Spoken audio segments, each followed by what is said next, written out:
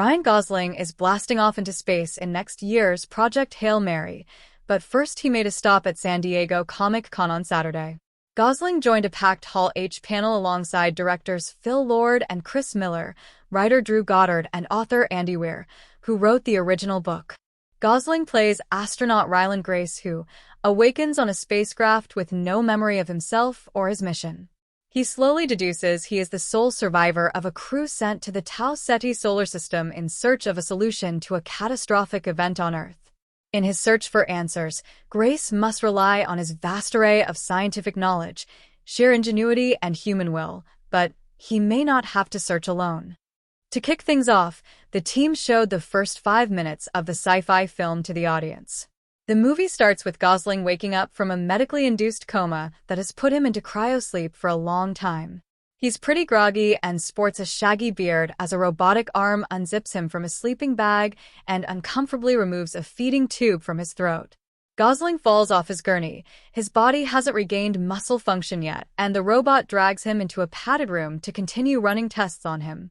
After throwing objects at his robo-helper, Gosling explores his spaceship and discovers a deceased companion in another sleeping chamber.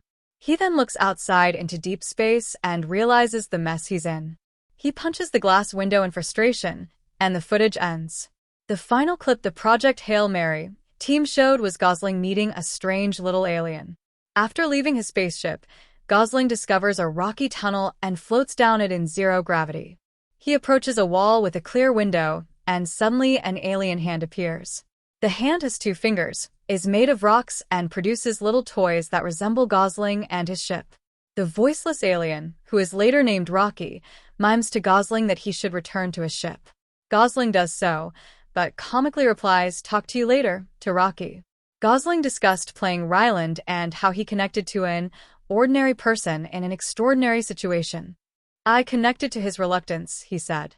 Aside from the fact he has a doctorate in molecular biology, he's an ordinary person in an extraordinary situation. He reacts to a lot of things the way I might, or a lot of us might. He's terrified appropriately of the task at hand. He's somebody who gave up on himself on Earth, and he's given an opportunity to believe in himself again. It's inspiring to go through this journey with him because he somehow finds the courage to put one foot in front of the other and keep going. Project Hail Mary hits theaters on March 20th. With it, Lord and Miller are helming their first film since 2014's 22 Jump Street.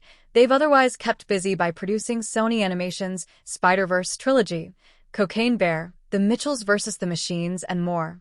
Project Hail Mary is based on the sci-fi novel of the same name by Weir, whose previous novel, The Martian, was brought to life by Matt Damon and directed by Ridley Scott.